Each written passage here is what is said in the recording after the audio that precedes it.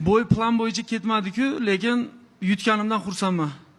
Plan bo'yicha deganimiz Jon Koch trenerim plan bo'yicha distansiyada shu full worklarda ikkita 3ta udallarda aytdi, lekin bo'yda birinchi raunddaroq udar bo'y o'zgarib ketdi, shuning uchun plan bo'yicha ketmadi. Lekin 3 raund bo'lsa ham plan bo'yicha ketganda bu boshqa edi.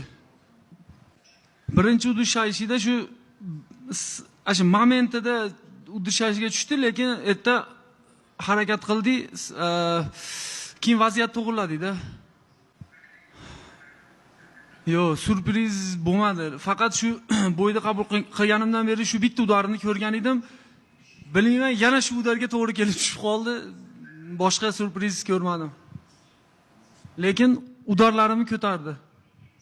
Bu Nikelni bo'ylarini oldindan ko'rib yurardim.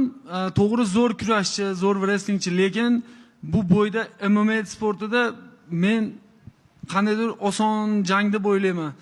Endi oson deganim birpasda yutaman degani emas, lekin oson menga qulay raqib deb o'ylayman. Oxirgi bo'yda yutqizdi, to'g'ri, lekin agar o'zi men to'pda emasman, u to'pda. Yutgan bo'lganda menga u bilan bo'y bermasdi. Hozir u ham to'pdan chiqib ketgan, men ham to'pga yaqinman. Shuning uchun bo'y berib qolishi mumkin deb o'yladim.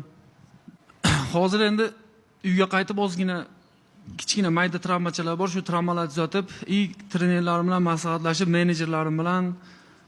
menejerlarim doim yaxshi bo'ylar uyushtirgan. Xudo xolasa bundan keyin ham ko'ramiz. Iloji boricha tezroq qaytishga harakat qilaman. Bu bizni O'zbekiston do'ppimiz, natsionalniy do'ppi. Michael Bispingga birinchi marta Atlantic City'da shu boshga kiydirgan edim. O'zbekistonda populyarniy bo'lib ketgan, hamma o'zi ham saytiga qo'ygan, kommentariyalar portlagan.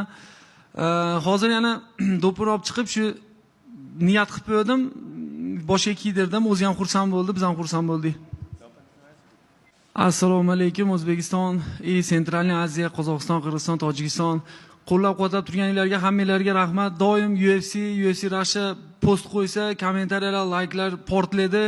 Bundan keyin ham shuna qo'llab-quvvatlab turinglar. Xudo xolasa sizlarni xursand qilishga harakat qilamiz. O'zimiz ham bunaqa padeshkani ko'rib, yana ham oldiga yurishga harakat qilamiz. Rahmat katta. Olg'a O'zbekiston.